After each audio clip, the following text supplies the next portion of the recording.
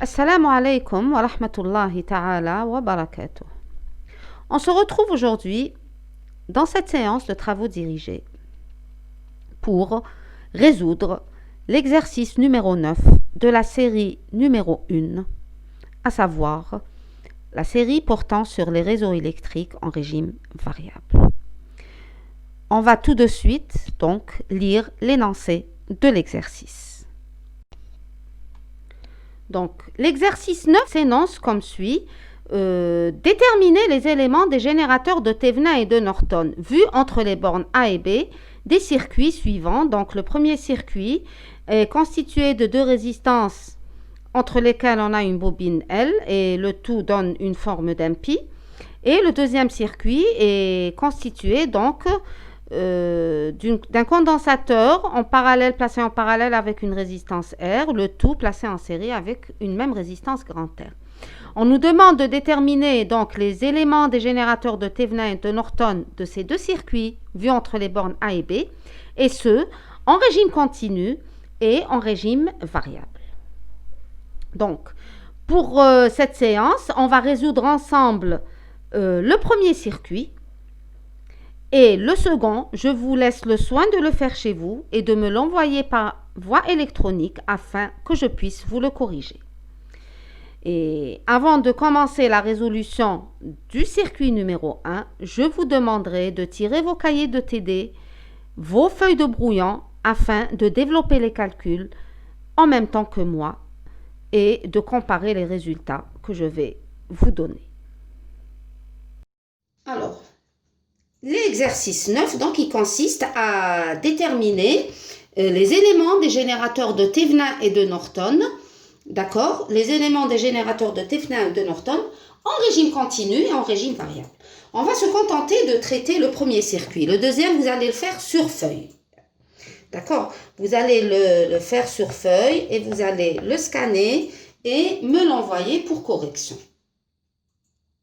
Alors, le premier circuit, donc, il est constitué d'une résistance, d'une bobine et d'une autre résistance identique à la première. Donc, avant de commencer les calculs des éléments de Thevenin et de Norton, on va voir comment va se comporter le circuit en régime continu et quelle est la différence de son comportement avec le régime variable. Alors, je vais mettre ici, donc, en régime continu, le circuit va devenir comment? Il faut que vous compreniez quelle est la différence entre les deux. Donc ici, je mets en régime continu. Et là, régime variable. Alors, la résistance, est-ce qu'elle a un comportement différent en régime continu et en régime variable? Non. Une résistance, elle se comporte exactement de la même manière, quel que soit le régime dans lequel elle est utilisée. Par contre, les bobines et les condensateurs, leur impédance dépendent de quoi? Dépendent de la fréquence et donc de la pulsation. Et donc, que je sois en régime continu ou en régime variable, l'impédance de L ou de C, les impédances, elles sont différentes. Qu'est-ce qui différencie les deux? Donc, en régime continu, oméga est considéré égal à combien? En régime continu, oméga est pratiquement égal à 0. Et donc, ma bobine, qui s'écrit, dont l'impédance s'écrit JL oméga, ou le module de l'impédance s'écrit L oméga, va tendre vers quoi? Donc, la bobine va se comporter comme un court-circuit, très bien. Puisque ça va tendre vers 0 ohm. Et donc, la branche où j'ai la bobine va tendre vers un court-circuit. Voilà. Et donc, le circuit en régime continu, il va devenir comment? Le circuit en régime continu va devenir comme ça. Donc, R ne change pas. Et la bobine, je la remplace donc par un court-circuit, par un fil. Donc, et la résistance, la deuxième résistance, elle reste telle qu'elle. Voilà. Et je vais déterminer les éléments du générateur de Thevenin de ce circuit, qui est très très simple. Il n'y a aucune difficulté. D'accord? Par contre, en régime variable, il n'y a aucun changement. Le circuit, il reste tel quel. Hein, puisque la bobine, elle a une impédance et les résistances se comportent de la même manière. Et donc, le circuit en régime variable, il reste tel qu'il est. Et je détermine mes éléments des générateurs de Thevenin et de Norton toujours entre les points A et B. Donc, on va tout simplement commencer par le régime continu. Donc, le circuit de base avec lequel on va travailler en régime continu, c'est celui-là.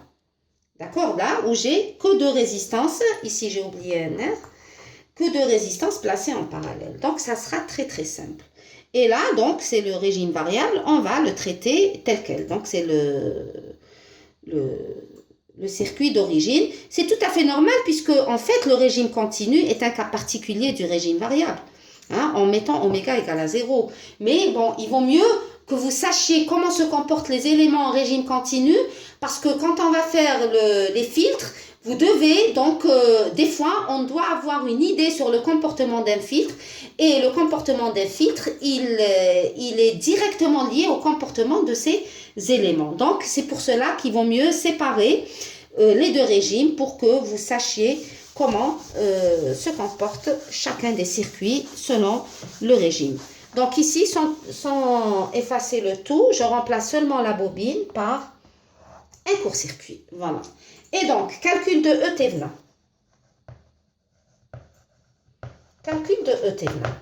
On l'a dit à maintes reprises, E Thevenin, c'est quoi la FEM? C'est la DDP à vide. Donc ici, c'est E Thevenin. Le circuit est déjà à vide.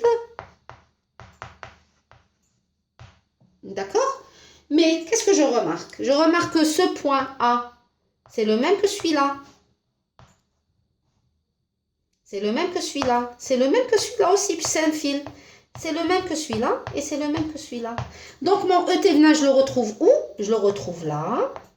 Je le retrouve là aussi. Et je le retrouve au bord du générateur. Donc tout simplement, sans aucun calcul, E de Thevenin égale tout simplement à E. Voilà, il n'y a pas plus simple. Maintenant, R de Thevenin, pour calculer R Thevenin, qu'est-ce que je fais? Donc, je neutralise les sources indépendantes, j'efface d'abord. Voilà, on efface ceci. Donc, pour calculer R de Thevenin, je neutralise la source indépendante, donc je la remplace par un court-circuit. Voilà, j'ai neutralisé E. Et je calcule la résistance équivalente. Alors, qui pourrait me dire, R Thevenin ici, c'est quoi? On n'a même pas besoin de calculer. C'est quoi R Thevenin? C'est R en parallèle avec R. Vous êtes sûr? On a toujours dit, c'est vrai que R ici, j'ai R sur 2, mais qui est placé en parallèle avec un fil. Donc, c'est un court-circuit. Et qu'est-ce qui l'emporte? C'est le court-circuit qui l'emporte. Donc, ici, R de Thevenin va être égal à quoi? Va être égal à 0. Tout simplement. D'accord? Donc, ce court-circuit, il annule tout. Maintenant, je veux calculer le débit de Norton. Hein? Qui pourrait me dire comment faire pour le débit de Norton? Il existe le débit de Norton dans ce cas? Non. Qu'est-ce qu'on avait dit? La condition primordiale pour l'équivalence entre un générateur de courant et un générateur de tension, c'est que ces deux générateurs, il faut qu'ils soient réels. Alors ici, le fait d'avoir trouvé une résistance de Thevenin nulle, ça veut dire que le schéma équivalent de mon montage va être réduit à une source de Thevenin idéale.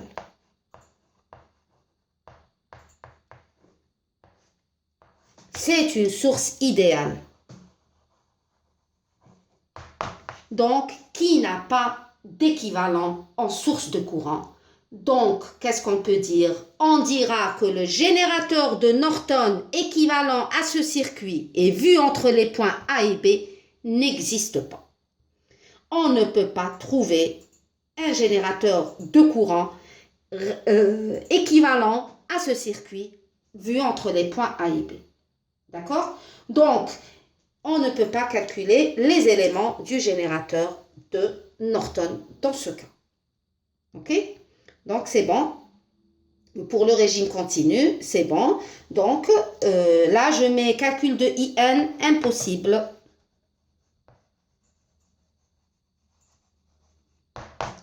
Impossible, car le générateur de Thévenin est un générateur idéal.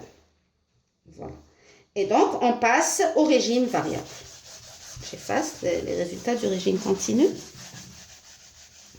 Et on passe au régime variable.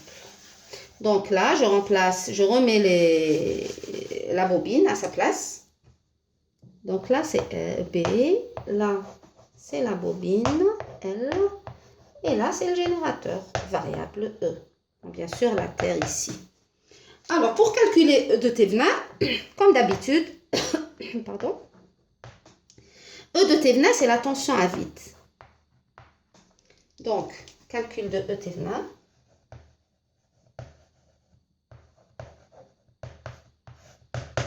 E de Thévenin, c'est la tension à vide. Donc, il faudra que je revoie un peu où je retrouve mon E de Thévenin.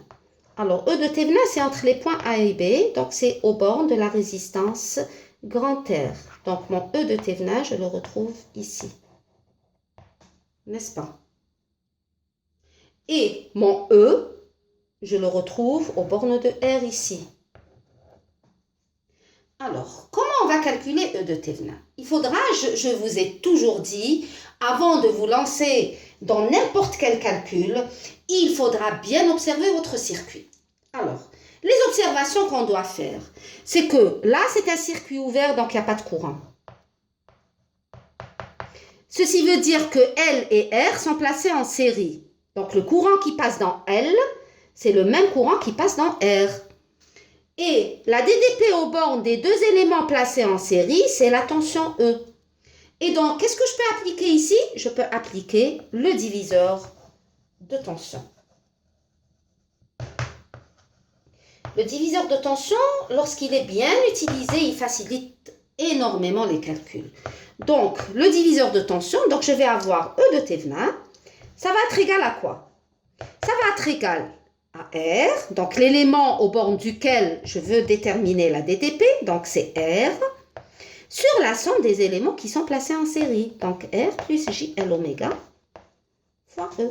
Et ça, c'est mon E de Thévenin. Voilà. Tout simplement. Tout simplement, E de Thévenin, c'est ça. Maintenant, je veux calculer R de Thévenin.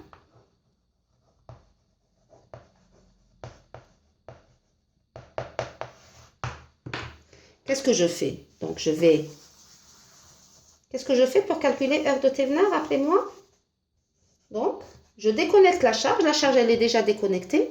Je neutralise les sources indépendantes. Donc, E, je la remplace comme c'est une source de tension. Donc, je la remplace par un court-circuit. Cette source de tension n'a pas de résistance interne. Donc, je laisse rien du tout. Et donc, quand c'est des éléments passifs, bon, c'est pas la peine d'injecter le couple UI. Mais là, pour vous habituer, allez, on va l'injecter. On va injecter un couple UI ici. Hein, c'est tout simplement l'impédance équivalente. Hein. Et donc, mon Z de Thévenin serait égal au rapport U sur I. Maintenant, on va calculer. Alors, toujours, l'observation, c'est la clé de la solution, la clé du problème. Et donc là, la résistance R, celle-là, elle est placée, elle est court-circuitée par un fil. Donc, c'est comme si qu'elle n'existait pas. D'accord? Donc, elle n'existe plus. Qu'est-ce qui va rester? Le courant I, il va passer où? Une partie va passer dans R et l'autre partie va passer dans la bobine. Ensuite, elle passe dans le court-circuit, elle revient ici. Ce courant, il revient et je le retrouve ici. Donc, en fait, qu'est-ce que j'ai? C'est comme si que j'avais, puisque Hadi, elle n'y est plus. D'accord?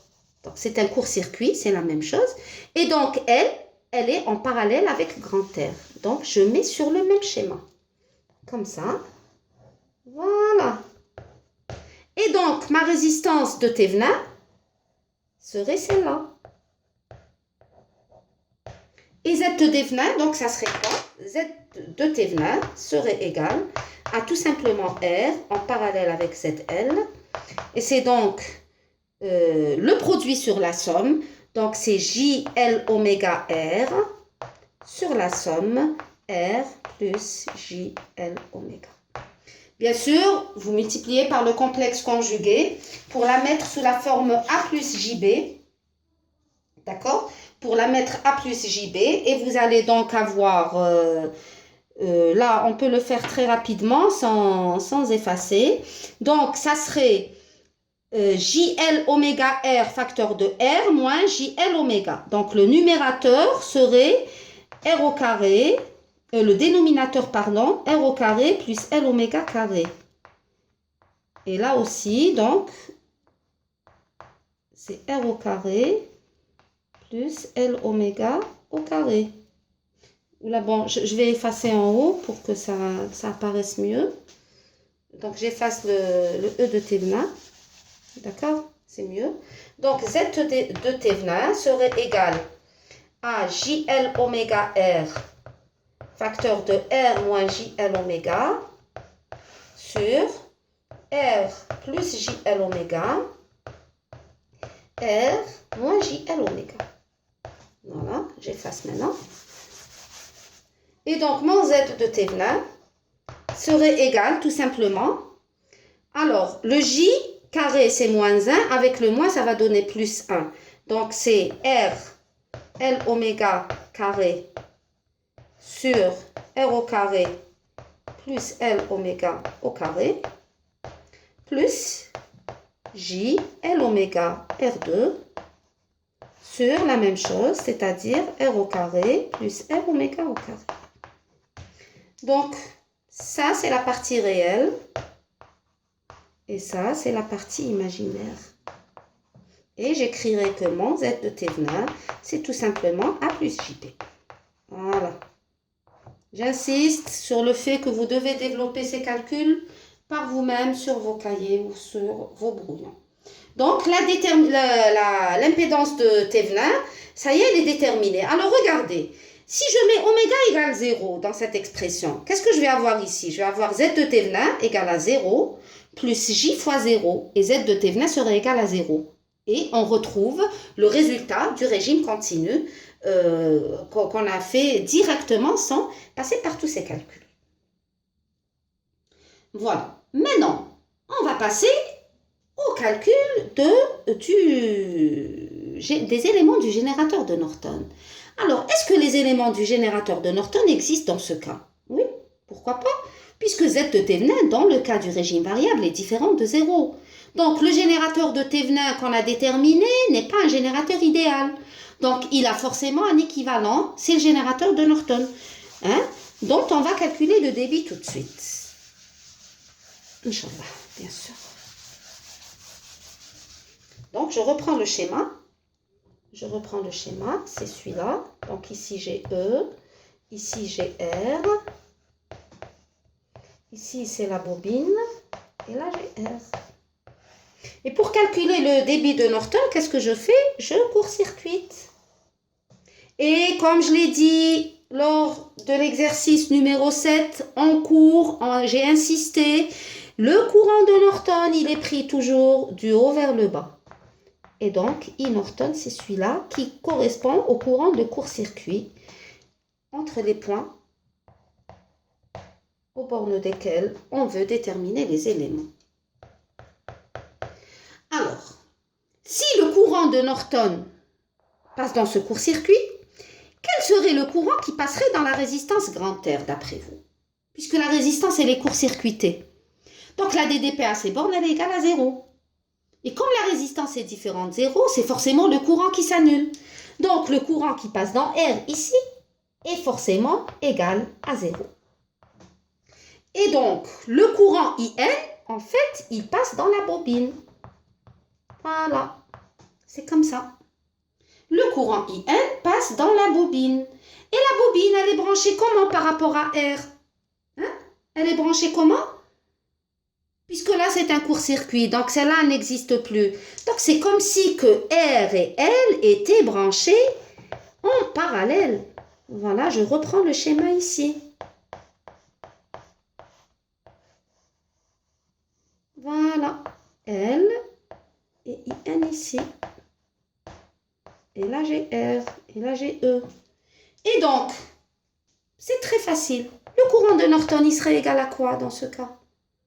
Le courant de Norton serait égal à, tout simplement, E sur quoi? Sur ZL. Donc, IN, puisque E, je le retrouve aux bornes de R et je le retrouve aux bornes de E. Ce sont deux éléments placés en parallèle.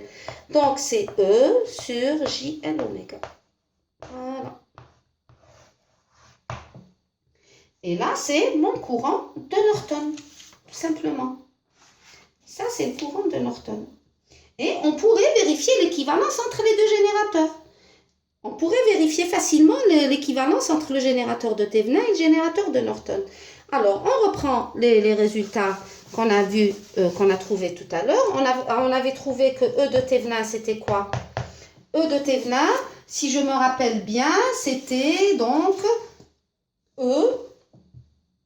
donc R sur R plus ZL fois E. Et Z de Thevenin, c'était quoi? Z de Thevenin, c'était tout simplement R. Alors, R en parallèle avec ZL. Qui donne quoi? Qui donne donc RZL sur R plus ZL. Donc, si je fais le rapport E de Thevenin sur Z de Thevenin, donc si je mets E de Thevenin sur Z de Thevenin, je vais avoir R sur R plus ZL fois E divisé par RZL sur R plus ZL.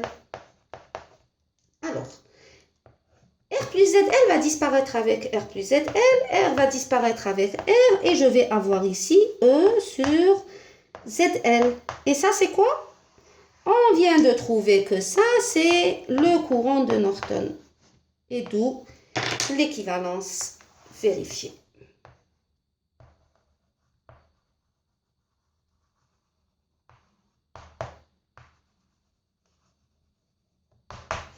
Alors, de la même manière, vous allez me traiter le circuit numéro 2 de cet exercice. Tâchez de le faire, de le scanner et de me l'envoyer le plus tôt possible pour pouvoir corriger et voir votre taux d'assimilation de cette partie. Et voilà, donc, je vous laisse. Bon courage et à la prochaine séance de TD. Bi'idhnillah. Alors, les questions, elles sont toujours les bienvenues, bien sûr. Hein. Ok. Salam alaikum wa rahmatullahi wa barakatuh.